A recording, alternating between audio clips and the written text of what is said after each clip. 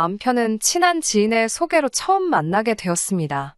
직업도 안정적이고 이름 있는 회사 다니고 있고 나이 차도 크게 나지 않았지만 무엇보다 가장 좋았던 건 대화가 참 잘 통하는 사람이라서였어요. 제가 특별하게 어려운 사람은 아니지만 취미생활 하나만큼은 독특한 걸 가지고 있었거든요. 그런데 남편도 같은 취미생활을 가지고 있었고 저보다 그 분야에 대한 지식이 더 풍부했기에 둘이서 대화만 나눠도 시간이 가는 줄 모를 정도였습니다. 저랑 같은 취미를 가지고 있는 사람을 만나는 것도 보기 드문데 저보다 더 깊게 알고 있는 사람이었으니 참 놀라웠어요. 남편 또한 보기 드물게 같은 취미를 가진 사람을 만났기에 저희는 시간을 함께 보내면 보낼수록 서로가 잘 통하고 마음이 잘 맞는다는 걸 알게 되었습니다. 그렇게 1년 반 정도를 만나면서 자연스럽게 저랑 남편은 결혼도 당연히 하겠다는 생각을 갖기 시작했어요.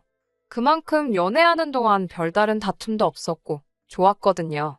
결혼을 함에 있어서 두 사람이 좋으면 되는 거 아닌가라고 생각하고 있던 건 제가 잘못 생각했던 부분이라고 생각합니다.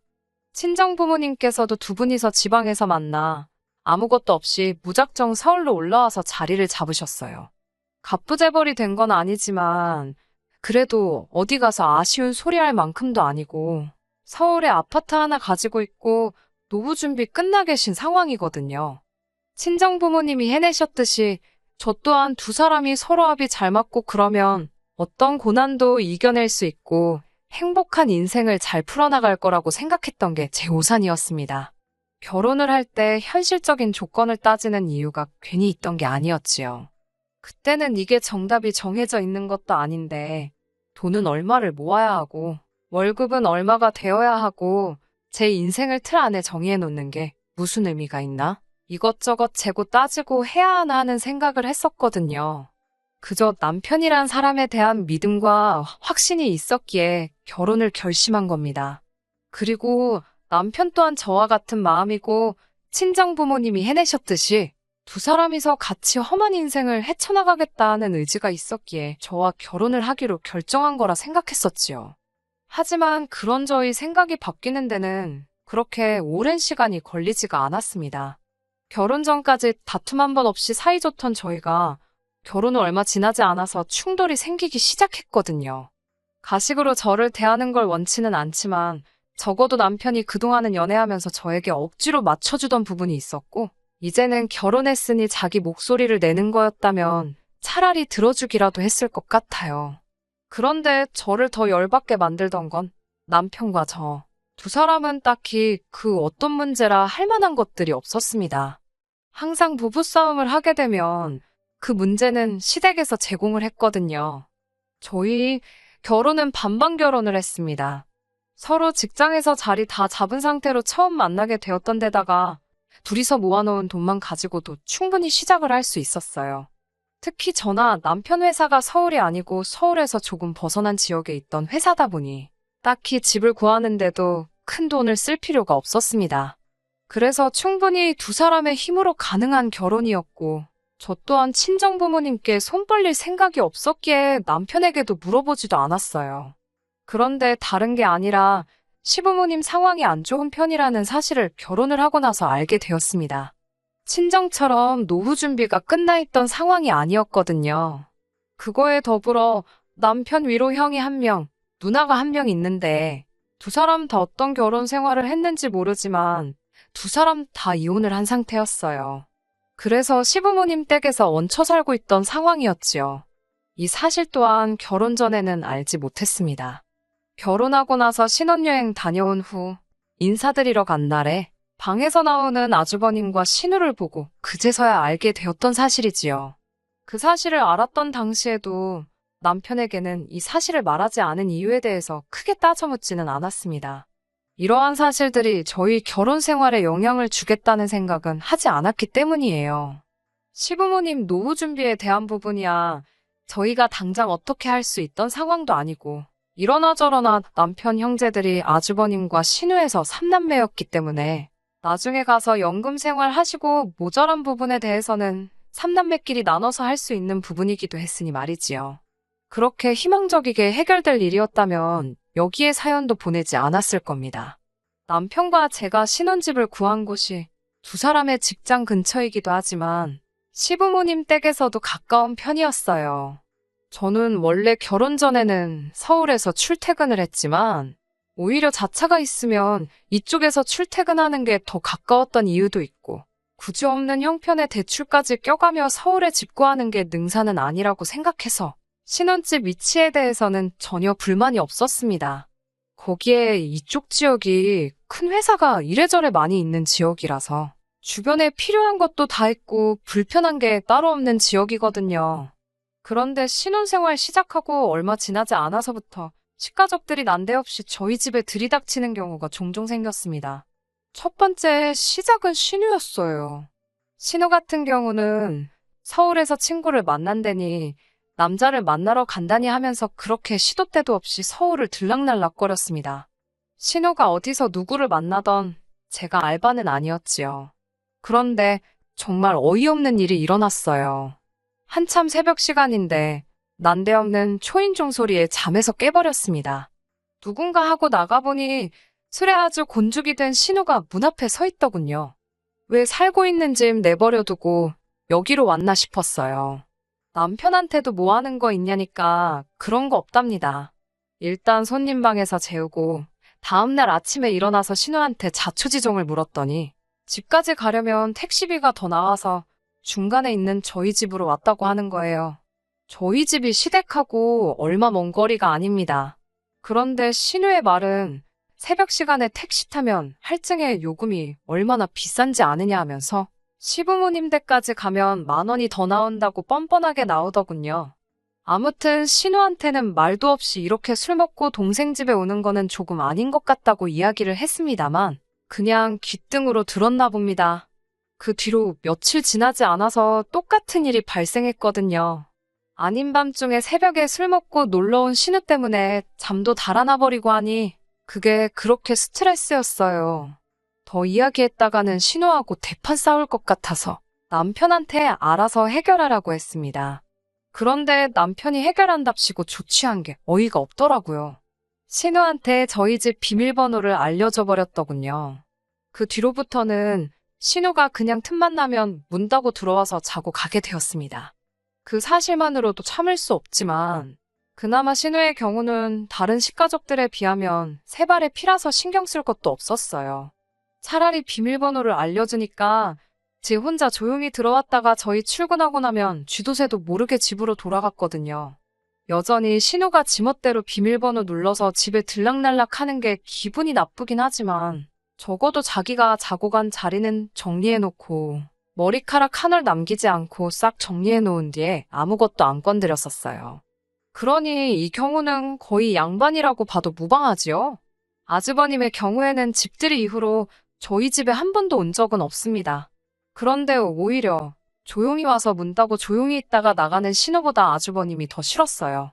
아주버님의 경우에는 왜 이혼했는지 이유는 듣지 못했지만 조금 겪어보니 무슨 이유인지 딱 알겠더라고요. 아주버님이 거의 알코올依존증 비슷할 정도로 그렇게 술을 퍼마시는 사람이었어요.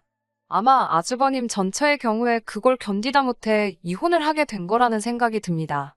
아주버님이 결혼 생활에 실패하고 시댁에 들어가고부터는 그렇게 더 술을 달고 살았다고 하더라고요.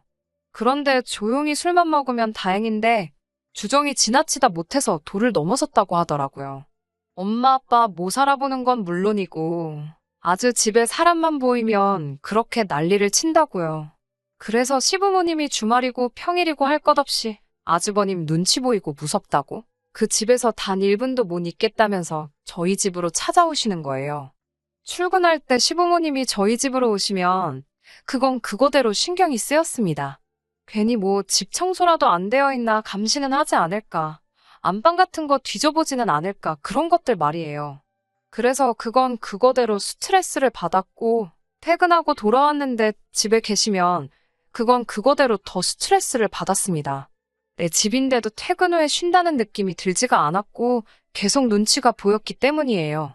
그런데 남편은 제가 불편해하는 걸 옆에서 보면서도 저한테 상의도 없이 시부모님한테 일단 이 집에 언제든지 오셔서 지내도 된다고 말을 하는 겁니다. 형님이 하루빨리 털어내고 이겨내서 술을 끊어야 할 텐데 걱정이란 말만 하면서요. 아무리 시부모님과 아주버님 상황을 알고 있다고 해도 특히나 이제 막 결혼한 제 입장에서는 시부모님이 어렵고 불편할 수밖에 없잖아요. 차라리 저한테 상황이 이러하니 이해를 해달라 미리 양해를 구하던가? 아니면 적어도 그렇게 하기로 정했다고 미리 언질이라도 줬으면 제가 그렇게 서운하지라도 않았을 겁니다. 신우야 정말 안 마주치면 안 마주칠 수 있지만 시부모님은 항상 마주칠 수밖에 없는 상황이니 거기에 평일이고 주말이고 가리지 않고 찾아오니 더 문제였어요. 그렇다고 아주버님 알코올이전증 고쳐준다고 병원을 알아보거나 하는 것도 아니었습니다. 똥이 무서워서 피하나 더러워서 피하지 신부였어요. 조금만 차 타고 오면 막내 아들 며느리네로 피신을 하면 되는데 뭐가 문제냐 하는 식이었지요. 말도 없이 찾아오실 때도 많아서 신우가 저러는 게 집안 내력인가 싶을 때도 있었습니다. 그러다가 언젠가 하루는 또 저희한테 말도 없이 출근해 있는 빈집에 찾아와서 잠깐 쉬다 가셨나 봐요. 제가 오래 앉아서 하는 일을 하느라 허리가 조금 부실한 편입니다. 그래서 다른 건 몰라도 결혼할 때 침대는 정말 비싸고 좋은 걸로 해가지고 왔거든요. 그런데 시어머니가 어차피 빈집이니 뭐가 문제겠냐고 생각했는지 안방문을 열고 들어와 제 침대에서 낮잠을 주무셨나 봅니다. 이틀 연속으로 찾아오신 적은 없었는데 그 다음날 찾아와서 제 침대에서 자보니까 허리 아픈 것도 없고 너무 좋다고. 그래서 그 침대에서 자러 오셨다고 하면서 찾아오셨습니다. 그러니까 그날은 아주버님이 딱히 술을 입에 대서 난동을 부린 것도 아닌데 그저 며느리 침대가 편하다고 그거 뺏어서 거기서 하루 주무시고 가실 생각으로 찾아오신 거였어요. 다른 사람도 아니고 시부모님한테 침대도 양보 못하냐고 하실 분들도 있지만 하루 이틀이어야지 양보를 하지요.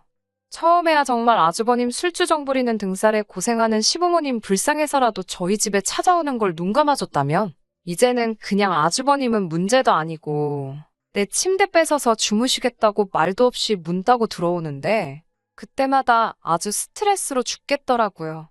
그래서 남편하고 처음 싸우게 된 것이 시가족이 난데없이 집으로 문 따고 들어오는 문제로 제가 말을 한마디 꺼내게 되면서입니다. 아무리 생각해도 아닌 건 아닌 거다 하고 한마디를 했는데 남편은 다른 걸 떠나서 제가 시부모님을 불편해한다는 사실에 대해서 서운하다고 하더라고요. 이 사람이 말에 요지를 파악을 못한 건가 싶었습니다. 시부모님이 불편한 건 맞지만 그건 이틀 삼일꼴로 찾아와서 이제는 안방까지 차지하려 드는 게 불편하다고 말했습니다. 게다가 이미 신혼생활 시작하고 신우가 처음 찾아온 걸 시작으로 3달 가까이 시달리기만 하다가 날이 갈수록 도가 지나치니 처음 한마디를 꺼낸 거였잖아요. 남편도 사실 이 상황이 자기와 시가족들이 잘못하고 있는 걸 알고는 있는지 제 말에 대꾸는 따로 못하더라고요. 하지만 그렇다고 해서 상황이 나아지는 건 아니었습니다. 오히려 그 이후부터는 괜히 더 눈치가 보여서 그런가? 신우가 몰래 다녀간 날이나 시부모님이 왔다 가시면 남편이 더 예민하고 날카로워져서 있더라고요. 어디 한번 해보라는 식으로 말입니다. 얼마나 제 발이 저리면 저러나 싶었지요. 남편이 자기 가족들한테 유독 약하고 싫은 소리 못하는 건 어느 정도 참을 수 있습니다. 하지만 해결하려는 의지도 없이 그저 제가 며느리니까 희생을 감내해야 한다는 태도로 나오니 해결이 되지 않았어요. 여러분들도 잘 알다시피 이런 문제는 남편이 중심만 잘 잡아준다면 끝날 일이나 마찬가지잖아요. 식가족들이 비밀번호 눌러서 자연스럽게 문 따고 들어오는 게 주된 갈등의 이유였으니 어떻게든 그걸 못하게만 한다면 쉽사리 해결될 문제라고 생각했습니다. 그래서 저도 남편한테 강하게 나가기로 정했어요. 남편이 퇴근하고 들어왔을 때 제가 남편 보는 앞에서 현관문 비밀번호를 바꿔버렸습니다. 그리고 남편한테는 이제 신우나 시부모님께 비밀번호를 알려주지 말라고 했어요. 제가 너무 강경하게 나간 걸 수도 있지만 그렇지 않는 이상 해결될 수 없는 일이라고 생각했습니다. 그런데 남편이 저한테 짜증을 내면서 이 집이 너 혼자 집인 줄 아냐고 하면서 우리 반반 결혼했으니까 이 집의 반은 자기 거나 마찬가지라고 하더군요. 그러니 자기 가족들이 원할 때 언제나 와도 되는 거 아니냐고 말이죠. 그래서 저도 여태까지 직접 꺼낸 적 없는 말을 했습니다. 반반 결혼 이야기 잘 꺼냈다고. 우리 똑같이 반반 결혼했는데 왜 니네 가족이 한 달에 20일은 우리 집에 와서 지내야 하는 거냐고. 그리고 그 불편함을 왜 나만 겪어야 되냐고 따졌어요. 반반 결혼했으니까 나도 집에서 스트레스 안 받고 쉴 권리가 있는 거 아니냐고. 나 혼자 참을 일이 아니니 당신 말대로 공평하게 한번 해보자고 했습니다. 남편도 그 말에는 아무 말도 못 하더라고요. 하기야 매번 다른 사람도 아니고 내 부모고 내 누나고 내 형 일인데 당신이 좀 참아달라고 입버릇처럼 이야기해왔으니 제 말에는 토를 달 수 없었겠지요. 신우일은 해결지었고 시부모님 일만 남았습니다. 시부모님의 경우에는 그렇다고 제가 우리 집에 출입금지를 시키라는 말을 할 수 없었기에 남편한테 시부모님과 상의해서 이렇게 하라고 해결책을 말해줬어요. 일단 아주버님의 경우 병원에서 상담을 받든 치료를 시작하든 해서 더 이상 술은 근처에도 가져다 대지 못하게 하라고요. 아주버님한테도 시부모님한테도 술을 끊게 만드는 것보다 좋은 해결책은 없을 것 같다고 말했습니다. 그리고 시부모님이 우리 집에 오신다면 적어도 하루 전에 미리 말해주기로요. 그러면 저는 그날에는 친정으로 가 있겠다고 했습니다. 괜히 시부모님 오셔서 눈치 보고 불편할 바에야 저도 부모님 곁에서 편하게 하루 쉬다 오겠다고요. 시부모님이 한 달에 20번도 넘게 오시면 나도 친정에서 20일이 넘게 있을 거고 그런 기간이 길어지면 사실 결혼 생활을 이어갈 필요도 없는 것 아니겠냐며 본뜻이 담긴 경고를 해줬어요. 남편도 제가 강경하게 나오니 알아먹었는지 알겠다고 당장 시부모님하고 이야기를 해보겠다고 하더군요. 그리고 다음날에 퇴근하고 오니 시부모님이 저희 집에 들어와서는 아주 살쾡이 눈을 하고 저를 한 대 칠 기세로 노려보고 계시더라고요.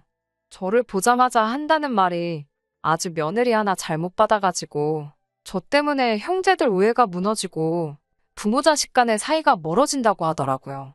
우리 집 귀한 장남을 정신병원에 보내라고 하질 않나? 우리 딸 돈 좀 아끼겠다는데 그게 그렇게 눈꼴시럽다고 눈에 불을 켠다고 하질 않나?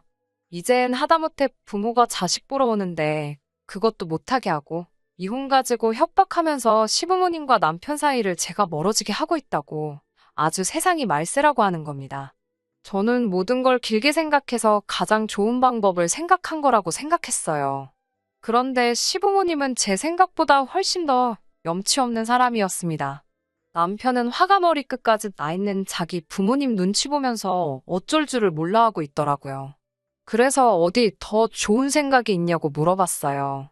저도 더는 이렇게는 살고 싶지 않다고 모든 불편함을 저 혼자만 감내하고 싶지 않다고 오죽했으면 제가 이렇게까지 나왔겠냐고까지 말했습니다. 이제 더는 물러설 곳이 없다고 생각하니 오히려 마음이 편안해지더라고요. 그런데 시어머니가 해결책이라고 제시한 게 정말 어이가 없어서 그냥 해결책이고 자시고 됐다 그러고 준비한 이혼 서류 꺼내서 남편 앞에 던져줬습니다. 시어머니가 해결책이라고 한 말이 어이가 없었네요. 자기들이 이 집에 와서 지내는 게 그렇게 억울하고 불공평하면 너도 니네 부모 이 집에 와서 지내게 하라고 하면 되는 거 아니냐입니다. 아주버님도 새장가 가게 되면 술이고 뭐고 다 끊고 정신 차릴 거 아니겠냐고. 이참에 당신들은 짐 싸들고 와서 아예 우리 집으로 합가를 하겠다더군요.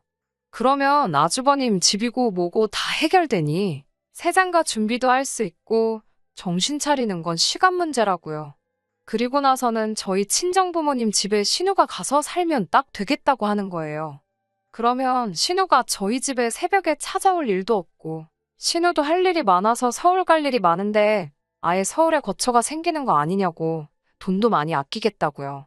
이 말을 듣고 좋은 방법이라고 당장 그렇게 하자고 할 사람이 세상에나 있을까요? 정말 어이가 없다 못해 소름이 다 돋더군요. 남편은 부모님 눈치 본다고 말도 안 되는 소리라는 걸 알고 있음에도 눈치만 보고 있더라고요. 결혼이라는 게 두 사람이서 사이가 좋기만 하면 된다고 생각했던 걸 고쳐 생각하게 되었습니다. 집안에 거지가 한 명 있으면 그 거지 도와주겠다고 사이가 나빠지는 일이 허다하다는데 이건 하다못해 온 집안 식구들이 죄다 거지다 보니 사이가 나빠지고 끝날 일이 아니라 갈라서는 수밖에 없겠다는 생각이 들었어요.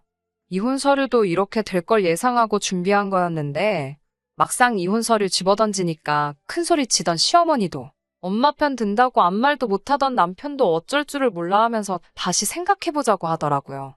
하지만 더 볼 것도 없다 싶었어서 됐다고 했습니다. 제가 어떻게든 해결책을 제시했을 때 100% 지키지는 못하더라도 따라가는 척이라도 했으면 저도 어느 정도 불편함 감수하고 좋은 게 좋은 거다 넘어갔을 거예요. 반년 만에 이혼하게 되었지만 제 결정에 후회는 없습니다. 혼자서 이혼한 신우부터 알코올 중독 아주버님과 염치 없는 시부모님 모시며 평생을 그 집구석의 기둥으로 살아가게 하는 것만큼 커다란 복수는 또 없다고 생각해요. 잠깐 저랑 결혼 생활하면서 그 기둥 역할 탈출했던 그 짧은 시간이 남편 인생에서 두 번은 없을 행복한 시간이었다는 걸 깨닫는다면 평생을 땅을 치면서 후회하게 될 것이니까 말입니다. 끝까지 들어주셔서 감사합니다. 오늘의 사연은 여기까지입니다. 구독과 좋아요, 알람 설정 부탁드리고 더 좋은 사연으로 다시 찾아뵙겠습니다. 감사합니다.